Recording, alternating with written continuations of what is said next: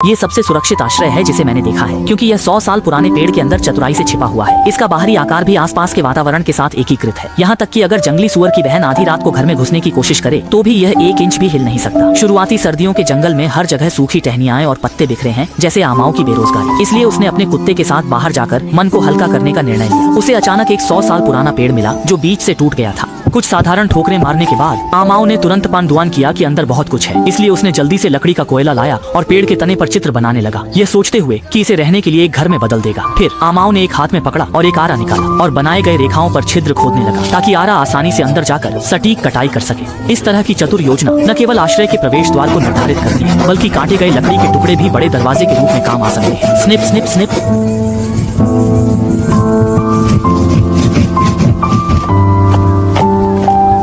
जब उसने भारी लकड़ी के टुकड़ों को उठाया तो अंदर की स्थिति आमाओं की कल्पना के अनुसार थी। लकड़ियों को साफ करना था, दरवाजा काटा जा सकता था जिससे भूमिगत आश्रय विकसित हो सके। मिट्टी के कारण खुदाई आसान थी, जड़ें मोटी थीं, जिससे परेशानी हुई। इन जड़ों को साफ करने में समय लगा। ये लड़का कारीगर है और उसने प्रयास से गड्ढा खोद लिया। इसमें एक कमरा होगा जो उसे और उसके कुत्ते को रहने के लिए पर्याप्त होगा। चूल्हे की जगह तय कर दी। इन उलझी हुई पेड़ की जड़ों को साफ करने में बहुत समय और ऊर्जा खर्च हुई।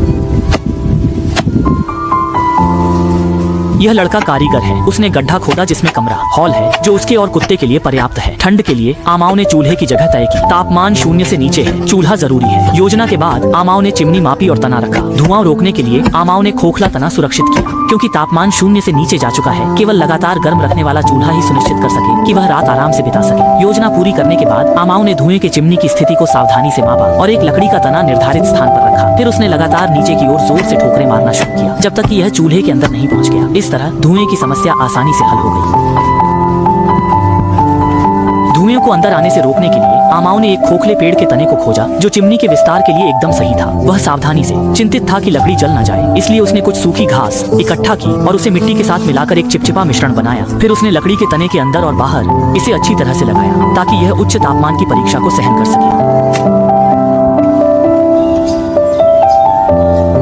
सही समय पर जैसे ही आमाओं ने अपना काम पूरा किया, आसमान में बर्फ के फाहे गिरने लगे। आमाओं ने तुरंत सर्दियों की पहली आग जलाई और जैसे ही धुआं धीरे धीरे उठने लगा, इस सुनसान बंजर भूमि में आखिरकार थोड़ी गर्माहट आ गई। इसके बाद उसने कुछ लेटे हुए कंगारुओं को इकट्ठा किया और उन्हें एक एक करके सही लंबाई में काटकर आश्रय के ऊपर रख दिया, ताकि वह छत के लिए सामग्री बन सके। जब वह छत बिछाने के आधे रास्ते में था, आमाओं ने पहले बिस्तर को ठीक से व्यवस्थित करने का निर्णय लिया। इसलिए उसने दीवार के कोने में एक खाई खोदी। लकड़ी की छड़ें को ठीक से एक दूसरे में डालकर एक ऐसा बिस्तर तैयार हो गया है जो जमीन से अलग है।